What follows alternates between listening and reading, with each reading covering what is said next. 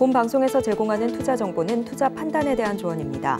방송에서 제공하는 주식의 가치, 가격 상승 및 하락에 대해서는 방송사에서 보장하지 않습니다.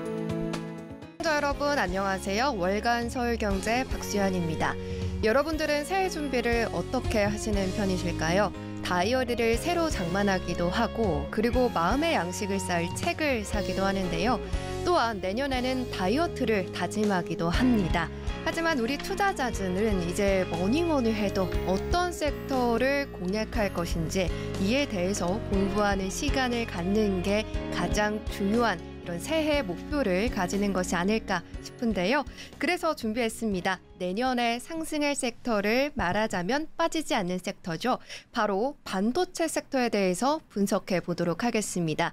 20년간 반도체를 전문으로 다룬 애널리스트이신 현대차증권 리서치센터 노근창 센터장님 모시고 반도체 이야기 나눠보겠습니다. 반갑습니다. 네, 안녕하십니까? 네, 반갑습니다. 네, 우리 센터장님, 저희 지금 연말이 다가오고 있고 이제 곧 2023년도 끝나게 되는데요. 연말 계획 따로 있으실까요? 저는 뭐 특별한 계획은 없고요. 그냥 자료 준비 잘하고 또 내년 또 CES가 있기 때문에 CES에서 이제 어떤 미팅을 할지 좀 계획 좀 잡고 있고요. 그래서 어쨌든 다녀와서 또 좋은 자료 써서 시장이랑 소통을 많이 해야 되겠다. 그렇게 하여튼 검토하고 있습니다. 네, 좋습니다. 연말인데도 쉬지 못하시고 또 바로 또 내년에 있을 CES를 또 준비하고 계시는 만큼 또 많이 바쁘실 것 같은데요. 이런 분과 함께 오늘 반도체 섹터 전반적인 이야기 나눠보고 그리고 또 자세한 또 종목에 대한 이야기까지 풀어보도록 하겠습니다. 그러면 먼저 첫 번째로 이제 반도체 전반적인 이야기를 좀 먼저 다뤄보도록 하겠습니다. 2023년 이 한 해 동안 반도체 섹터가 울기도 울고 또 웃기도 웃고 그랬던 한 해인 것 같은데요. 그래도 마무리는 좀 웃으면서 할 수 있지 않을까 싶습니다. 한 해 어떻게 보셨을까요? 사실 올해 뭐 메모리 기업들이 사실 이런 역대급 적자를 기록한 적은 없습니다. 삼성전자 같은 경우에 메모리 반도체에서 13조 뭐 그 이상의 적자가 예상이 되고 하이닉스도 8조 원 이상의 적자가 예상이 되지만 반면에 또 주가는 또 활짝 웃었습니다. 왜냐하면 워낙 메모리 반도체라는 게 선반영되는 그런 특성이 강하다 보니까 실적이 좋을 때 매수를 하면 먹을 게 없다. 즉 별로 좋을 게 없다. 그렇게 시장은 이미 학습을 했고요. 그러니까 나쁠 때 일단은 매수를 하자는 그 선침의 전략이 좀 영향을 줬고 두 번째는 HBM이라는 큰 선물이 우리한테 열렸습니다. 그래서 엔비디아가 생성형 AI 때문에 엄청난 데이터 센터 반도체 매출액이 어쨌든 나오면서 우리 그 데이터 센터 GPU에 들어가는 그 반도체 HBM이 이제 니어 메모리로서 이제 붙어 있거든요. 그래서 그 수혜가 또 많이 이제 부각이 되면서 우리 기업들의 주가는 상당히 활짝 웃었고 또 4분기 되니까 또 실적도 또 많이 좋아지고 있습니다. 적자폭도 많이 줄고 있고 실제로 하이닉스 같은 경우에는 3분기부터 D램에서 흑자 전환도 했고 그래서 전반적으로 시작은 되게 힘들었지만 마지막은 되게 웃으면서 끝난 게 반도체 섹터였고 이 분위기가 이제 내년까지 이어질지가 이제 제일 중요할 것 같습니다. 네, 좋습니다. 일단 말씀해 주신 것처럼 HBM의 수위로 이제 좀 주가들의 움직임이 하반기로 갈수록 조금 더 성장하는 모습을 보여줬는데요. 계속해서 내년에도 이러한 상승세 이어갈 수 있을지 조금 더 이야기를 나눠볼게요.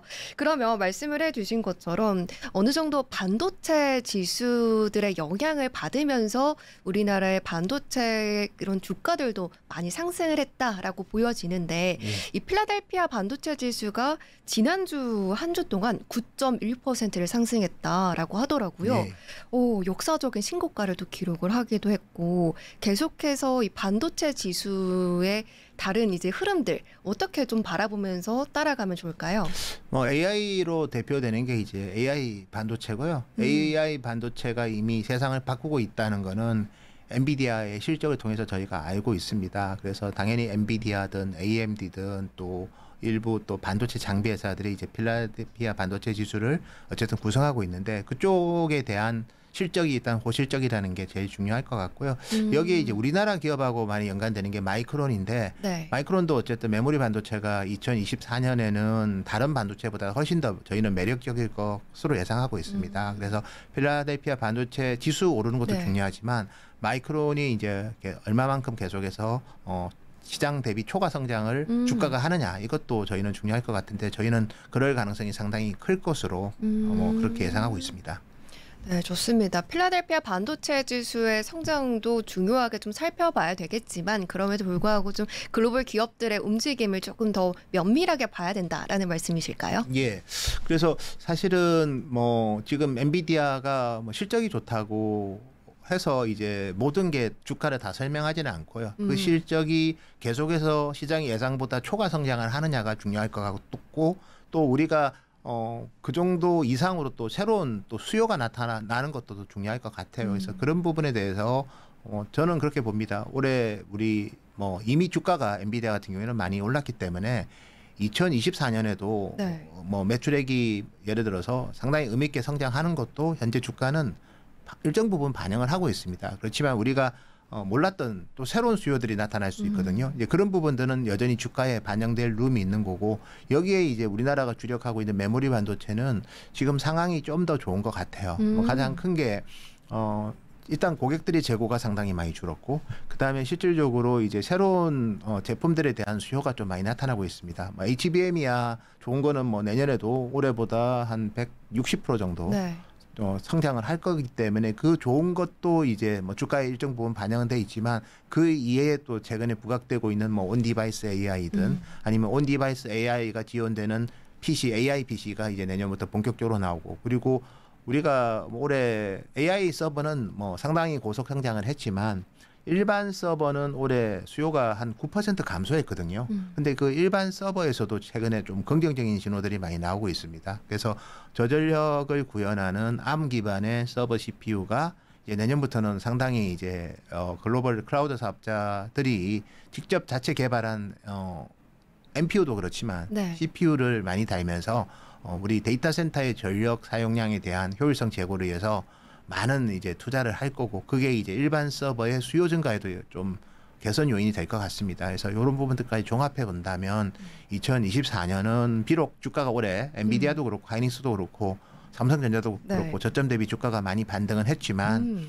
여전히 보여줄 것이 더 많다. 우리가 일반적으로 보면 반도체 기업은 실적이 좋아지면 그때부터 조심해야 된다고 생각을 하거든요. 네. 근데 아직은 내년까지는 그런 조심을 너무 그렇게 크게 고민할 단계는 아닌 것 같고 생각보다 수요가 더 좋을 가능성, 생각보다 공급이 더 줄 가능성 이 두 부분에 대해서 좀 더 저희는 열려 있다.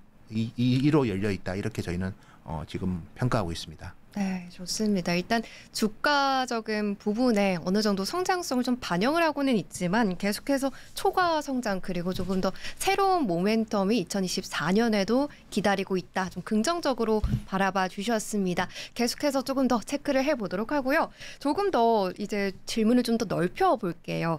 계속해서 미중 반도체 분쟁은 매해 이렇게 나오고 있는데 한국의 피해는 올해는 좀 어느 정도였는지 그리고 여기 안에서 조금 더 수혜를 받을 수 있는 그런 전략은 없는 건지 궁금합니다. 그래서 미중 간의 갈등 때문에 네. 우리 기업들이 뭐 피해 본 거는 이제 중국이 이제 GPU 수출 규제를 하다 보니까 결과적으로 중국에서 AI 반도체 그리고 AI 반도체와 이제 같이 어쨌든 연동돼서 이제 발생하는 뭐 일부 서버 디램 이런 쪽 수요는 좀 위축된 측면이 있지만 근데 사실 이제 나머지 지역이 더 올해는 특히 AI 반도체는 그 이상 초과 성장을 했고요.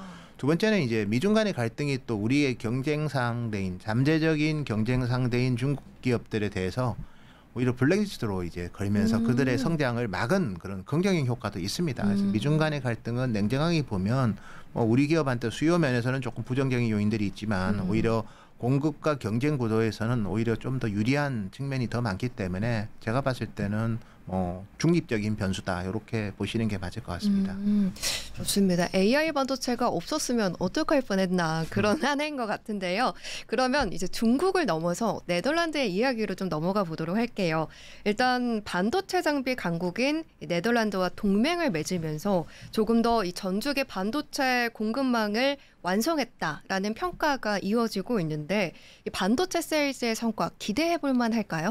근데 사실 뭐 ASML이나 노광 장비 시장을 거의 EUB나 이런 쪽은 뭐 독점하고 있는 회사이기 때문에 네. 네덜란드 ASML한테도 우리 삼성전자 하이닉스가 중요한 고객입니다. 그래서 서로 협력을 강화하고 또 한국에 뭐 트레이닝 센터나 이런 거가 이제 좀 지어짐으로써 네. 대만 뭐 TSMC가 있는 타이난에도 트레이닝 센터가 있거든요. ASML이 이제 한국에 그런 리소스를 많이 투입하는 거는 우리 기업들이 앞으로 3나노, 2나노 뭐 이런 선단 공정에서 경쟁력 제고에 도움이 될 거고, 디램 같은 경우에도 어쨌든 간에 그런 원 베타 공정 뭐 그 이후 공정에 있어서 조금 더 협력이 강화됨으로써 기술 경쟁력이 좀 더 제고되는 그런 기회는 되지만 원래 저희랑 관계가 좋았거든요. 아, 그래서 원래 이 좋았다. 예, 이 부분은 약간 제가 봤을 때는 그냥 네. 앞으로 조금 더 관계가 활성화된다. 그리고 ASML한테도 한국은 너무 중요한 시장이기 때문에 원래 신경을 많이 쓰는 그런 상황이고, 저도 사실 작년에 이제 ASML 한번 다녀왔는데요. 네. 되게 뭐 저희가 한국에서 왔다고 하니까 네. 뭐 특히 우리 삼성이 되게 적극적으로 ASML에 특히 EUV 장비를 많이 쓰다 보니까 한국에서 이제 방문한 그 저희 같은 애널트들한테도 당당히 격하게 호의적으로 환영을. 많은 거를 보여주더라고요. 그래서 아. 원래 우리랑은 사이가 좋은데 이번 기회에 더 좋아졌다. 그 정도로 좀 해석하는 게 좋을 것 같습니다. 네, 네덜란드와의 이 협업 그리고 이 동맹으로 계속해서 조금 더 좋았던 관계가 더 좋아질 수 있는 기회가 생겼다라고 바라봐 주셨는데요. 그러면 조금 더 좁혀서 조금 더 깊은 이야기를 해보도록 하겠습니다. 계속 말씀해 주셨던 것처럼 뭐 HBM 그리고 온디바이스 AI 정말 많은 네. 것들이 나왔던 한 해였는데요.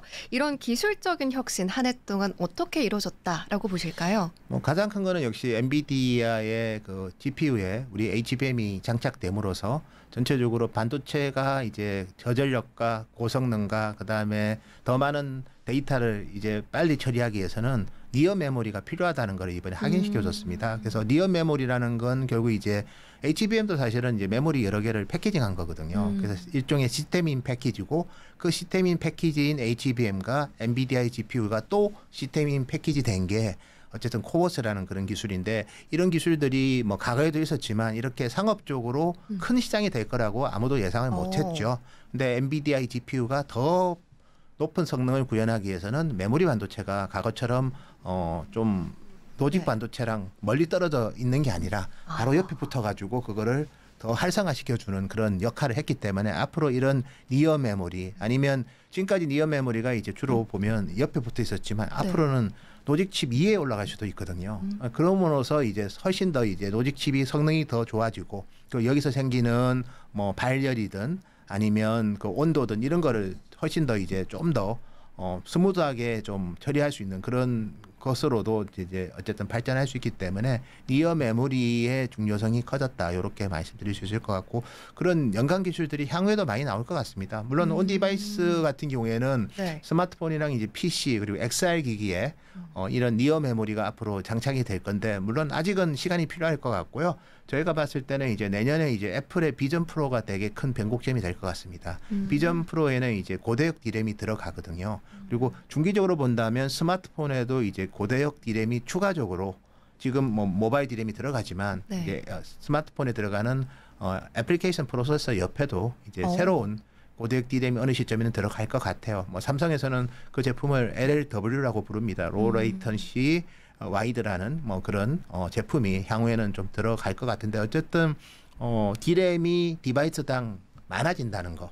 즉 디바이스 하나, 스마트폰 하나에 네. 디램이 뭐 예를 들어서 12GB 이렇게 들어갔다가 이제는 프로세서 옆에도 디램이 붙는 시대가 어느 시점에는 올 거고, 그 출발점은 결국 AI 비서가 우리의 삶에 새로운 경험을 주면서 우리가 이제 스마트폰을 그냥 하드웨어로서 구매하는 게 아니라 구독을 위한 디바이스가 되는 시점이 제가 봤을 때는 향후 뭐 3, 4년 뒤에는 올 수 있을 것 같아요. 그때는 또 메모리 반도체가 또 네. 리어 메모리가 단순하게 과거의 니치 메모리였다면 올해 이제 메인스트림으로 올라왔고 네. 향후에는 더 중요한 역할을 하지 않을까 그렇게 보고 있습니다. 그래서 이런 기술들이 이제 실제로 인프라 단에서 올해 뭐 구현이 됐고, 즉 챗GPT든 아니면 클라우드 단에서 구현이 됐고, 이제 내년부터는 이제 우리 개인의 디바이스에도 이제 그런 새로운 메모리가 조금씩 보일 거고, 그 출발점은 이제 애플의 비전 프로가 될 것 같고요.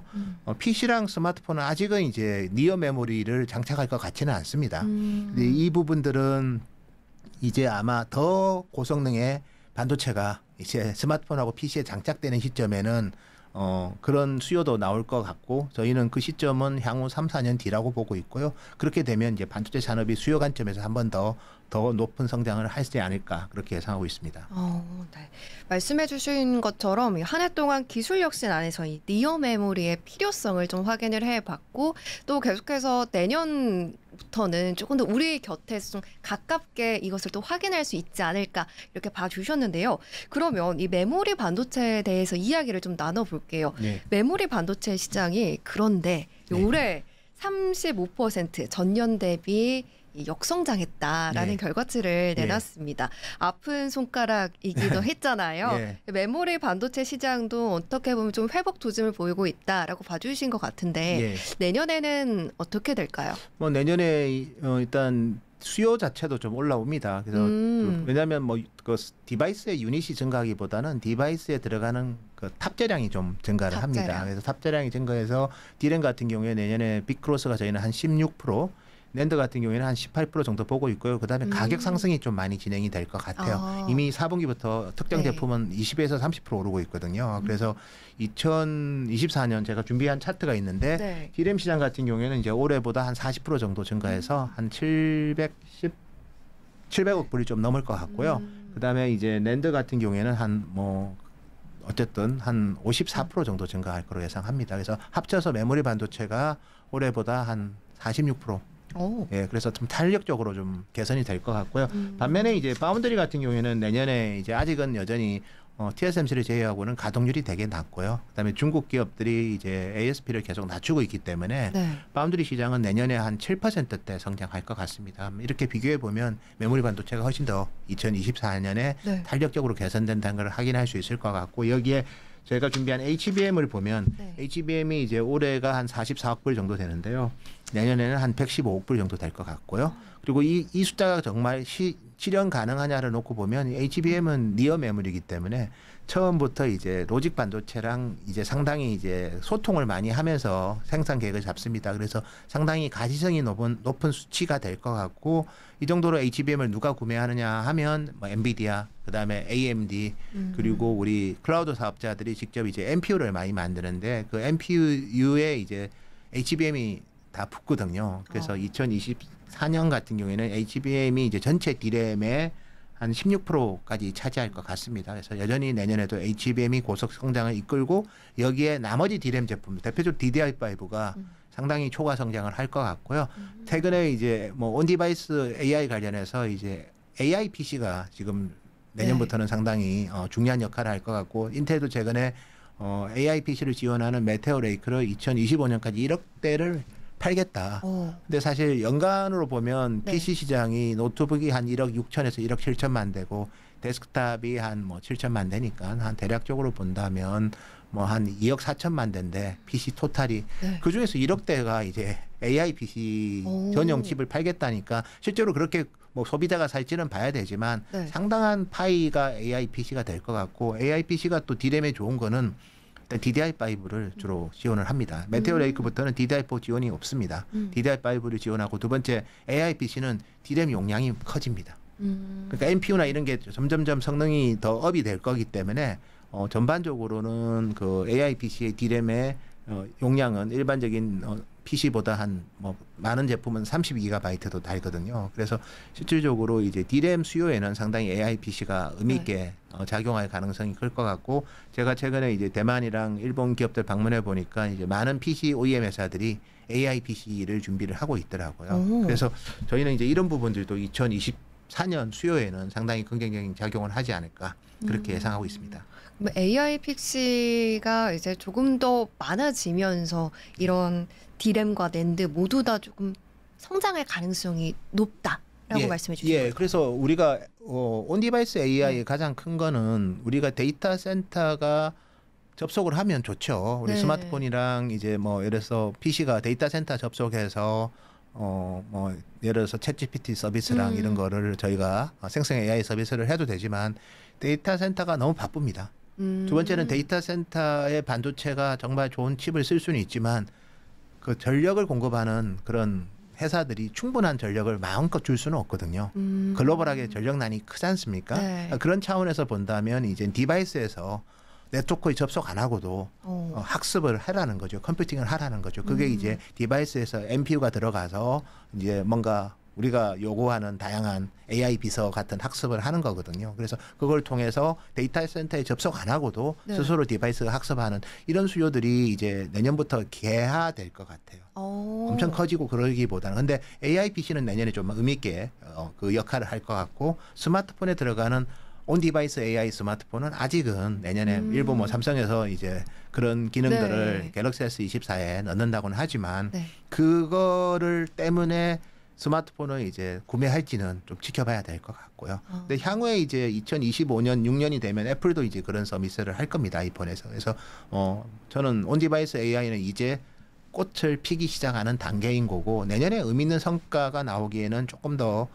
소비자 관점에서는 사용자 경험이 어떤지는 한번 점검해 봐야 될 것 같고, 다만 AI PC는 소비자 경험이 있든 없든 간에 그냥 CPU 회사들이 드라이브를 걸거든요. 그래서 그런 AI PC는 내년에 좀 매장에는 많이 보일 것 같고, 매장에 많이 보이면 이제 우리 기업들은 거기에 DDR5를 많이 공급을 하겠죠. 그래서 실적 면에서는 AI PC는 내년에 바로 기여를 할 것 같고, 온 디바이스 AI 스마트폰은 이제 네. 2024년에는 뭐 크게 숫자로서 기여하기는 힘들 것 같고, 다만 미래의 방향성을 보여주는 힌트 정도는 주지 않을까, 그렇게 저희는 예상하고 있습니다. 네, 말씀을 해주신 것처럼 온디바이스 AI에 관해서도 짧게 또 말씀을 해주셨는데요. 일단 온디바이스 AI 당장 또 말씀해 주셨잖아요. 삼성이 네. 당장 휴대폰에 네. 이거를 탑재할 계획이다라고 네. 말씀을 해주셨는데, 그렇다면 내년에는 당장 이 좀 숫자로 찍히는 거는 조금 기다리기는 좀 그냥 성급하다라고 뭐 말씀해 삼성 주신 스마트폰에 걸까요? 온 디바이스 AI 기능이 있지만 그것 네. 때문에 갤럭시 S24를 기존 전작보다 더 의미 있게 더 살지는 좀 지켜봐야 될 것 같고요. 다만 이제 삼성 일각에서는 이제 뭐 메모리 D램 용량이 온 디바이스 AI가 지원됨에도 불구하고 용량이 이제 업그레이드가 안 된다는 그런 일부 뭐 언론 지적도 있는데, 그거는 가봐야 될 것 같고요. 일부 변화가 있을 수도 있습니다. 그래서 반도체 관점에서는, 메모리 반도체 관점에서는 조금은 긍정적인 요인들이 있을 수는 있을 것 같고요. 다만 이제 스마트폰만 놓고 본다면 정말 이것 때문에 내가 삼성 스마트폰을 사야 될지에 대해서는 좀 뚜껑을 열어봐야 될 것 같고, 다만 이제 그런 스타트를 삼성이 먼저 하고, 또 향후에 애플이 이제 그런 식의 새로운 사용자 경험을 높이는 제품들이 나오는 시점에는 한 번 더 이 수요가 정말 의미 있게 반도체 수요에도 또 긍정적으로 작용할 가능성이 클 것 같고, 저는 꼭 온 디바이스가 아니더라도 내년에 애플이 보여주는 그 비전 프로라는 XR 기기에 새로운 또 공간 컴퓨팅이라는 경험을 할 겁니다. 거기에는 니어 메모리가 들어가거든요. 그래서 그런 식의 니어 메모리의 저변이 확대되는 거에 대해서 시장은 좀 장기적으로는 좀 긍정적으로 보지 않을까, 그렇게 예상하고 있습니다. 네, 좋습니다. 그러면 계속해서 저희는 다른 이야기도 해볼게요. 온디바이스 AI에 대해서 좀 이야기를 나눠봤고, 또 니어 메모리의 이제 개화 시기에도 좀 짚어봤는데, 그렇다면 이제 HBM에 예. 대해서 이야기를 해봐야 될 것 같습니다. HBM이 지금 계속해서 올 한 해 가장 시장의 주인공이었다라고 해도 될 만큼 예. 뜨거웠는데, 예. 삼성과 하이닉스 이 양강 구도가 계속될지도 궁금하고, 만약에 양강 구도가 아니라면 조금 더 먼저 앞서가는 기업이 있을지 예. 이 부분이 궁금합니다. 아마 솔직히 HBM은 엔비디아가 제일 중요하고요. HBM3는 현재까지는 하이닉스가 공급을 하고 있죠. 그래서 내년에는 삼성이 아마 HBM3를 엔비디아에 이제 어느 시점에는 공급을 할 거고, 근데 그것만 요약해 보면 현재까지 기술 리더십은 하이닉스가 가지고 있는 거는 분명한 것 같고요. 근데 삼성이 이제 추격자가 됐습니다. 추격자가 돼서 어느 정도 이제 파이를 차지할지는 봐야 되지만, 네. 다만 이제 엔비디아의 내년에 HBM 수요가 올해보다 2배 증가하거든요.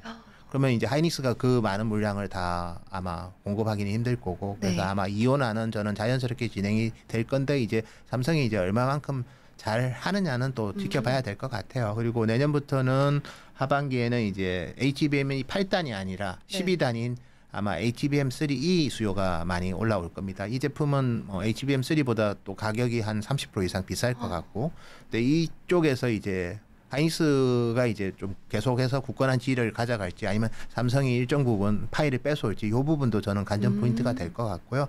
다만 이제 생산 캐파 관점에서 본다면 삼성전자가 좀 더 많이 이제 캐파가 하이닉스보다는 좀 많을 것 같아요. 역시 자금 여력도 많고 그리고 이제 지금 어쨌든 장비 발주도 많이 하고 있습니다. 그래서 삼성전자의 HBM 캐파는 올해보다 저희가 봤을 때는 2.5배보다 좀 더 많을 것 같아요. 한 3배 가까이 증가할 것 같고 하이닉스는 일단은 올해보다 한 2배 정도 증가할 것 같습니다. 그래서 전체로 보면 HBM은 삼성이 매출이 좀 더 내년에는 많아질 것 같은데 다만 엔비디아 내에서만 놓고 본다면 네. 여전히 하이닉스 지위가 견고할 것 같습니다. 그러면 다른 거래선이 이제 HBM을 많이 구매 누가 할까 그거를 맞아요. 이제 네. 많이 물어볼 것 같은데 일단 AMD가 이제 마이크로소프트에서 이제 GPU 점유율이 올라올 것 같아요. 그때 이제 데이터 센터 GPU MI300X 이 제품은 이제 삼성한테도 기회가 많이 될 것 같고요. 여기에 이제 북미의 클라우드 사업자인 그 우리 아마존, 마이크로소프트, 구글 이런 기업들이 이제 자체 NPU를 많이 개발합니다. AI 반도체 엑셀러레이터를 많이 개발하는데 그런 제품에 또 HBM3가 다 니어 메모리로 부착이 돼 있거든요. 그래서 이런 수요들은 또 뭐 삼성이 또 많이 또 가져갈 수도 있을 것 같아요. 왜냐하면 생산 캐파가 좀 더 많으니까. 그래서 그런 차원에서 보면 내년까지는 여전히 HBM의 고속 성장 스토리는 유효하다. 이렇게 말씀드릴 수 있을 것 같습니다. 네, 좋습니다. 일단 HBM 안에서 SK 하이닉스의 질주를 조금 어느 정도 삼성전자가 내년에 이 캐파를 좀 뺏어 오면서 같이 성장을 할 수 있을지 이 부분 관전 포인트로 짚어주셨고요. 그럼에도 불구하고 내년에는 좀 이 두 기업 모두 다 성장할 거다라고 긍정적으로 바라봐 주셨습니다. 이 탑2에 대해서 많이 궁금하실 것 같은데 뒷부분에서 좀 더 자세하게 이야기 나눠보도록 하고요. 다음으로는 이제 HBM이 나왔으니까 CXL을 살펴봐야 될 것 같습니다. 이론상으로는 뭐 D램 용량을 무한대로 확장해서 폭증하는 데이터 처리량 요구를 조금 더 쉽게 할 수 있는 그런 네, 맞습니다. 용어다라고 예. 말씀을 드릴 예. 수 있을 것 같은데 예. 이해하기가 좀 어려워요. 어떻게 뭐 이해하면 결과적으로 될까요? 이제 인터페이스가 확장성이 있어가지고요.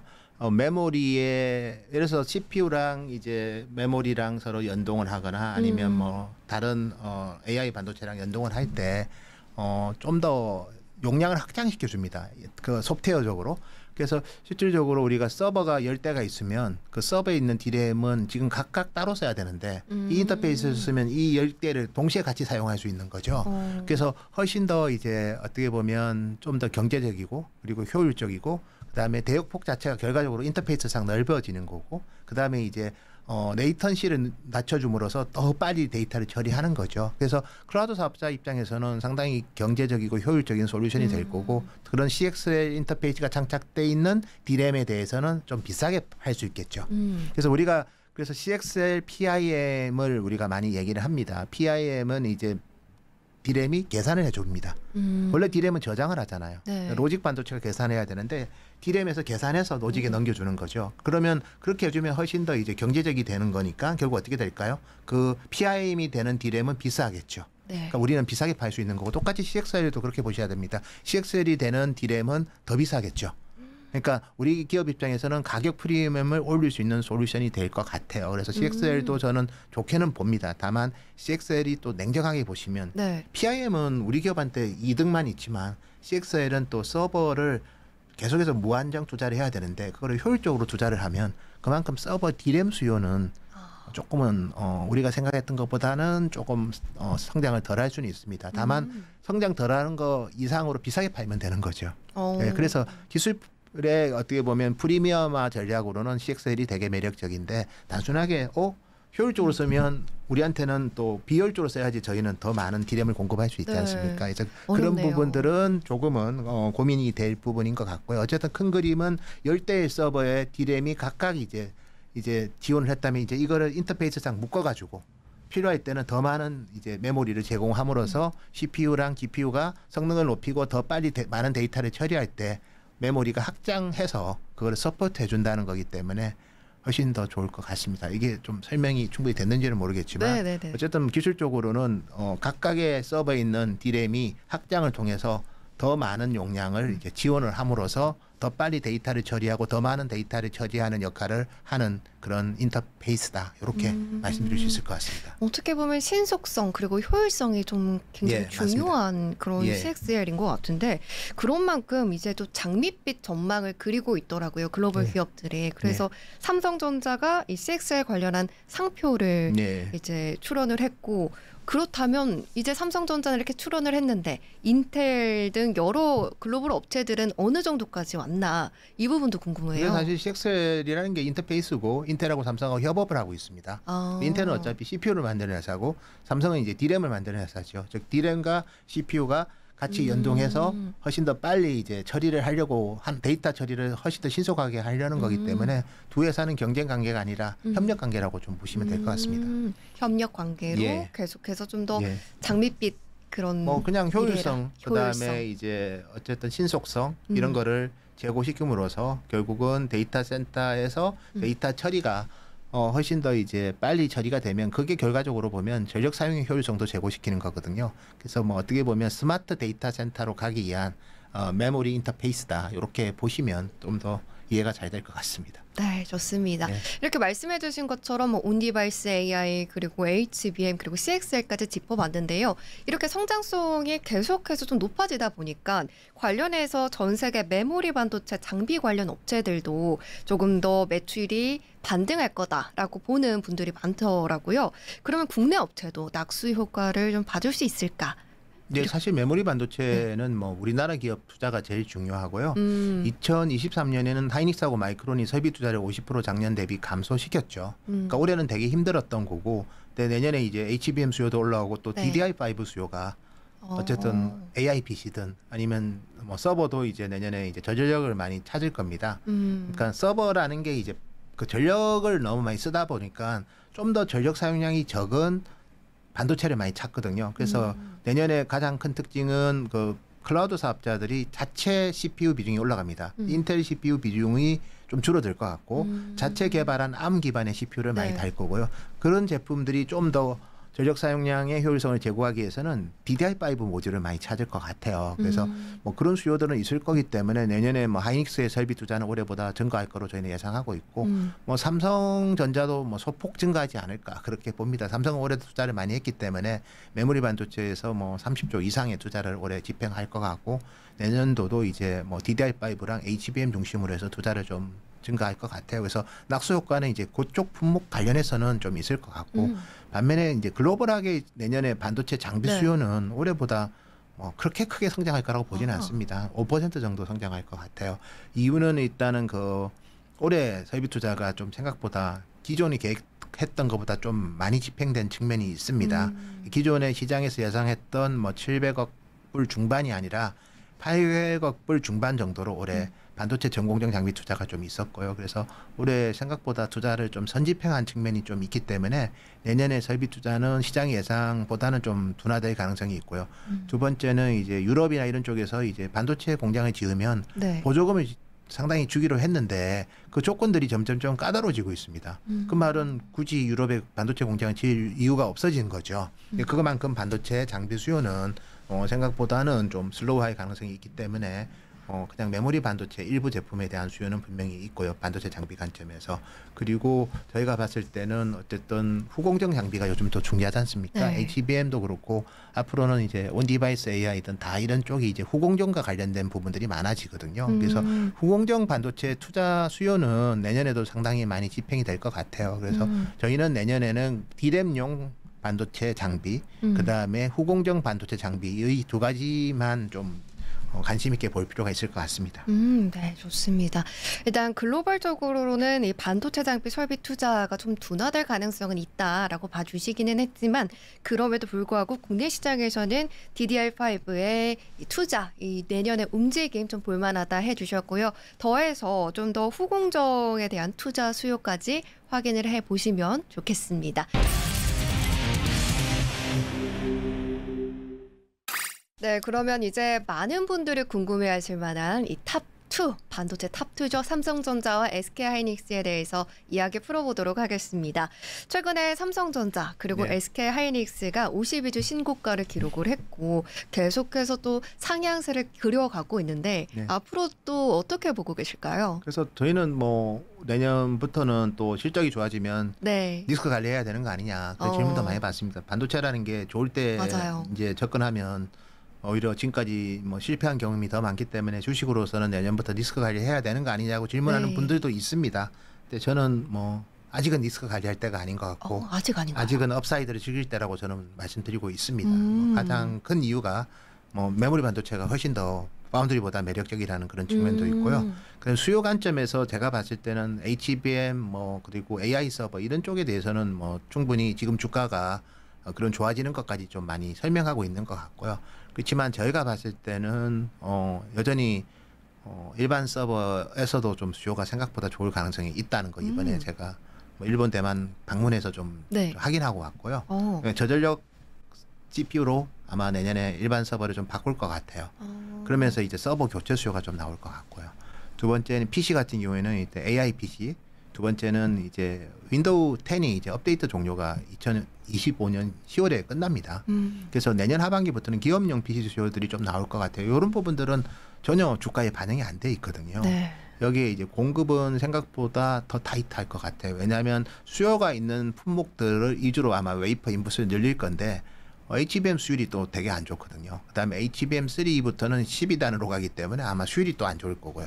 그다음에 DDR5도 이제 원 알파, 원 베타 공정을 적용한 제품 비중이 올라갈 겁니다. 그러면 웨이퍼가 이제 또 손실을 좀 입습니다. 즉 수율이 안 좋다는 거죠. 그럼 웨이퍼 로스가 좀 있을 거고 그래서 전반적으로 공급난이 좀 더 타이트할 가능성이 있기 때문에 여전히 아직은 우리 반도체 산업의 사이클을 즐길 때라고 말씀드릴 수 있을 것 같고 뭐 온디바이스 AI는 제가 뭐 특별히 얘기 안 해도 이거는 이제 모멘텀 면에서는 또 의미가 있을 것 같고요. 그래서 저희가 봤을 때는 아직은 내려올 때는 아니다. 여전히 말에 타 있을 때인 것 같습니다. 네, 좋습니다. 좀 궁금했어요. 사실은 네. 이렇게 올라가다 보면은 조금 떨어지지 않을까, 언젠가는 배신을 하지 않을까 이런 생각을 갖게 됐는데 그럼에도 불구하고 여전히 계단을 올라가고 있고 조금은 즐길만 하다라고 정리를 해보도록 하겠습니다. 그러면 이제 이 삼성전자 그리고 SK하이닉스와 관련을 해서 뭐 전망도 좋고 모멘텀도 좋은데 그런 것들을 또 알고 있는지 외국인들의 순매수세가 이어지고 있더라고요. 16조 원에 달하는 순매수세를 또 보여줬다라고 했는데 지금 이 2021년 호황기 때와 비교를 해본다면 수급 그리고 주가 흐름들을 비교해본다면 어떤 점이 좀 달라졌을까요? 외국인의 어쨌든 삼성전자 그다음에 하이닉스에 대한 쇼핑은 계속 이어지고 있고요. 수급적인 면에서는 뭐 여전히 저희는 더 살 수 있는 여력은 충분히 더 있다고 말씀드릴 수 있을 것 같고 또 외국인들 입장에서는 또 반도체를 볼 때 메모리, 바운더리 뭐 이런 식으로 보거나 아니면 뭐 팹리스 이렇게 보는데 내년도를 보면 아무리 봐도 메모리가 훨씬 더 매력적이거든요. 일단은 파운드리는 일단 가격이 여전히 빠진다는 거고 메모리는 가격이 올라가고 있다는 거고 뭐 이게 일단 가장 크게 구분이 되기 때문에 보통 반도체 같은 경우에도 이제 ETF들이 또 많지 않습니까? 그래서 반도체 ETF나 이런 쪽에서는 그냥 기계적으로 메모리를 더 살 수도 있다. 이런 부분에서 좀 더 저희는 외국인 감정에서도 메모리 반도체가 좀 더 매력적인 부분이 더 있을 것 같고요.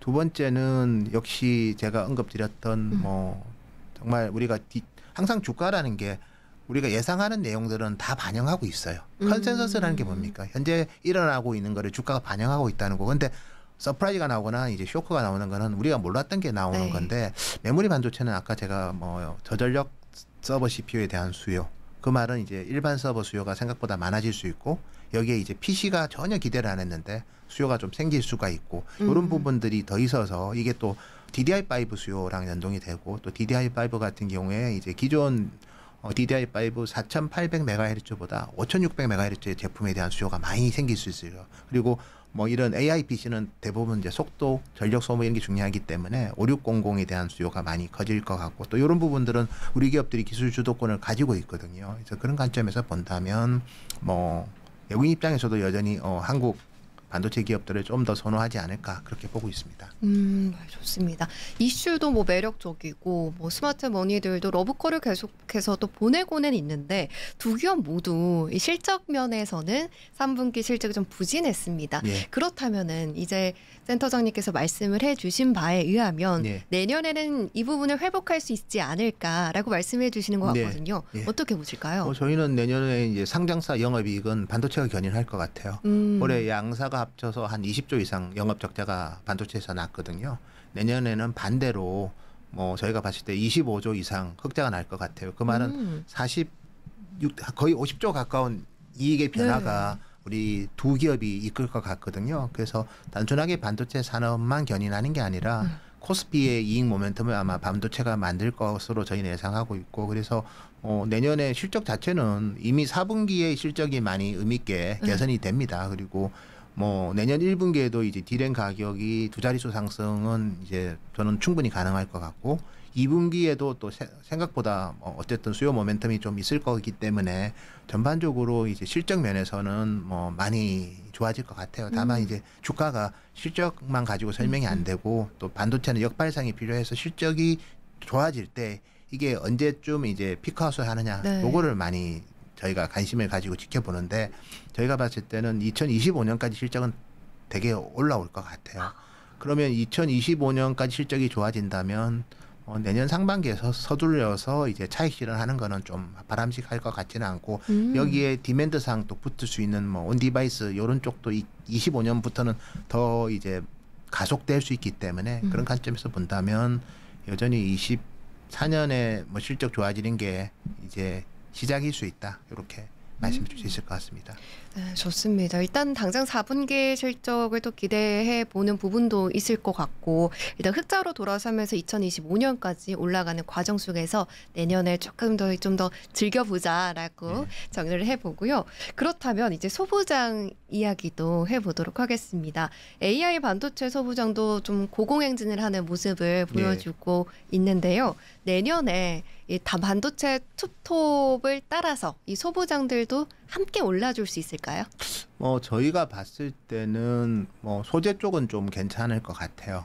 가장 큰 게 이제 감산을 원위치시키는 과정이 아마 전개될 것 같아요. 그러니까 지금 예를 들어서 30% 이상 감산을 했다면 내년 연말이 되면 감산 규모가 1, 2% 정도까지 이제 되게 정상화가 되겠죠. 그러면 당연히 웨이퍼 투입량이 늘어나면 이제 소재 회사들은 매출액이 늘 거기 때문에 소재 회사에 대해서는 저희도 상당히 긍정적으로 보고 있습니다. 반면에 이제 장비 회사들을 보면 바운드리 쪽 장비 수요는 별로 없을 것 같아요, 내년에. 두 번째, 낸드 쪽 투자는 내년에도 저희는 거의 제한적일 것 같거든요. 그래서 장비 회사들은 HBM하고 DDR5 장비 회사들은 되게 좋을 것 같아요. 그쪽 비중이 높은 회사들은 괜찮을 것 같고, 부품단에서도 저희가 봤을 때는 DDR5와 관련된 부품 회사들, 패키지 회사들은 되게 좋을 것 같고요.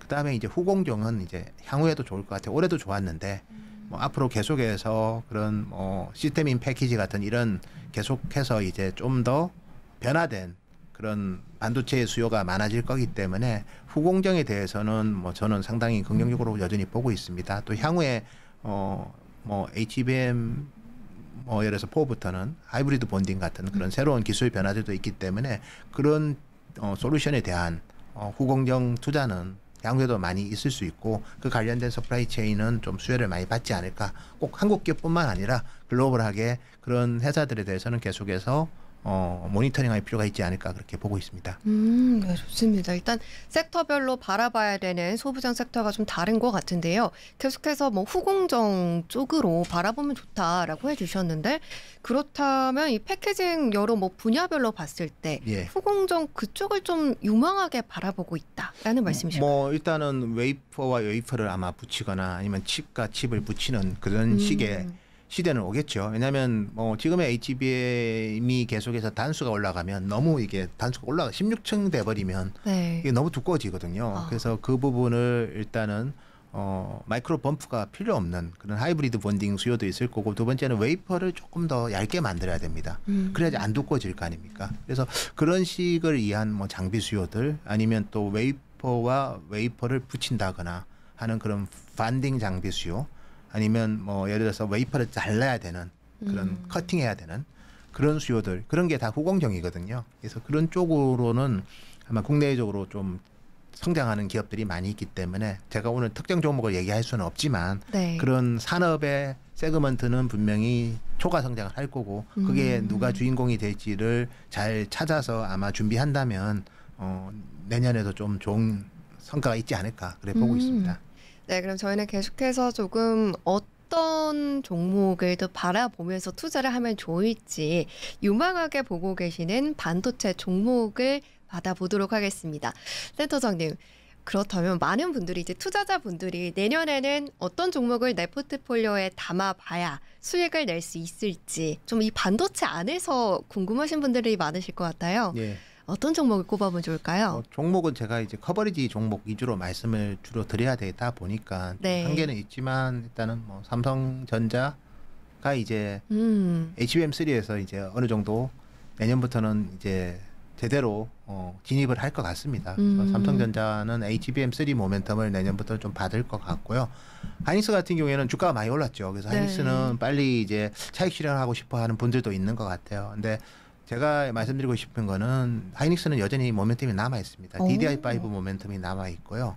HBM은 이제 삼성이 진입함으로써 이제 그 부분은 경쟁이 좀 생기겠죠. 물론 수요는 여전히 내년에도 초과 성장을 할 거지만, 근데 DDR5 같은 경우에 제가 좀 더 의미를 두는 게 사실은 이제 HBM이라는 제품이 이게 쌌다 보니까 수율이 안 좋습니다. 근데 D램이 이제 완전히 과거에 정상화된 그런 사이클로 가면 네. 일반 D램의 영업이익률이 훨씬 높거든요. 근데 내년에 이제 일반 D램 중에서 어떤 수요가 많을까? 저는 이제 아주 뭐 대역폭이 큰 DDR5 수요가 커질 것 같아요. 그래서 그쪽에서 또 하이닉스가 뭐 상당히 또 좋은 성과를 내고 있기 때문에 HBM 스토리로는 오히려 역발상으로 올해 하이닉스였다면 내년에 삼성이 될 것 같고요. 근데 DDR5 스토리는 여전히 내년에 하이닉스한테 상당히 기회가 많을 것 같습니다. 그래서 사실은 뭐 꼭 누가 물어봅니다. 둘 중에 하나를 선택하라고 네. 물어보면 일단은 내년 상반기까지는 하이닉스, 그리고 내년 여전히. 하반기부터는 삼성전자. 이렇게 저는 좀 말씀드리고 싶습니다. 네, 일단 두 종목이죠. 탑 2를 이렇게 예. 꼽아주셨는데 예. SK 하이닉스는 여전히 DDR5 모멘텀을 가져가면서 상반기까지를 좀 예. 노려보고 예. 그 다음부터는 삼성전자가 예. 오히려 HBM3의 모멘텀을 가져갈 받을 거다. 거고 DDR5에 있어서도 또 기존의 지위를 회복할 것 같아요. 내년 하반기부터는. 그래서 상반기까지는 하이닉스가 좀 더 반도체 내에서 좀 저희는 더 매력적일 것 같고 하반기부터는 이제 삼성전자가 이제 과거의 명성을 찾을 것 같습니다. 그래서 그렇게 보고 있고요. 그 다음에 이제 글로벌 기업들 중에서도 뭐 네. 그런 후공정 쪽으로는 협업을 많이 하고 있지 않습니까? 그래서 우리 나스닥에 상장돼 있고 원래는 이제 한국 기업이지만 암코 같은 기업들, 안암반도체 패키지 사업부죠. 그런 암코 같은 기업들, 그다음에 제가 최근에 미팅했던 뭐 대만의 ASE 같은 기업들도 이제 오사트로서 또 역할을 많이 할 것 같고요.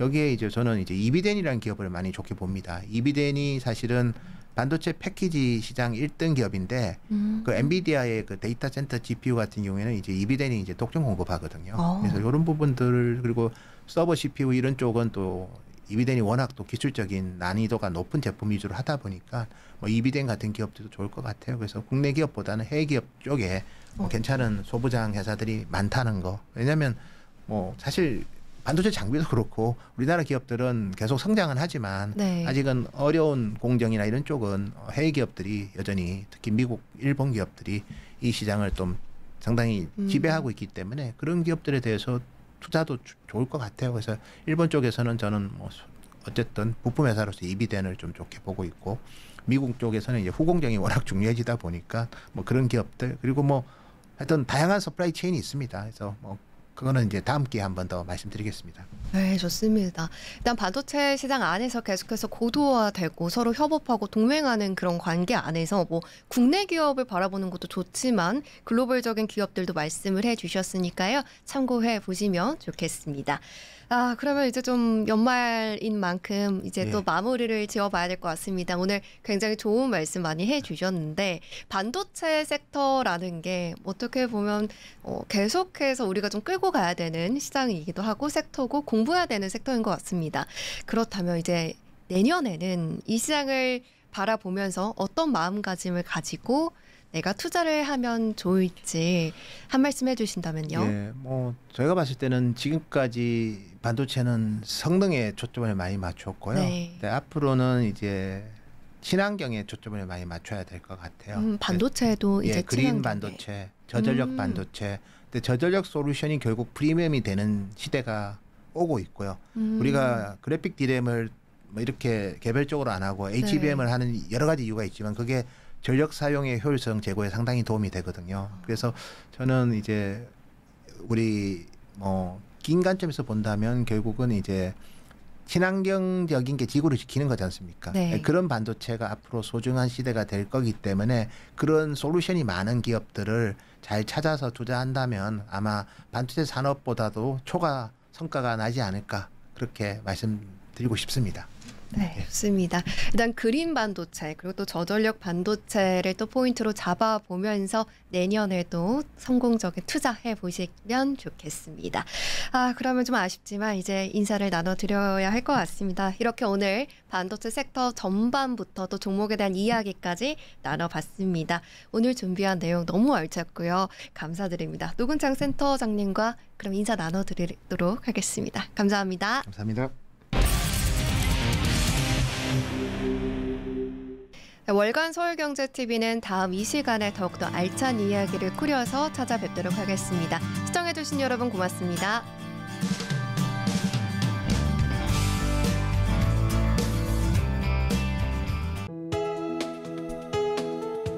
본 방송에서 제공하는 투자 정보는 투자 판단에 대한 조언입니다. 방송에서 제공하는 주식의 가치, 가격 상승 및 하락에 대해서는 방송사에서 보장하지 않습니다.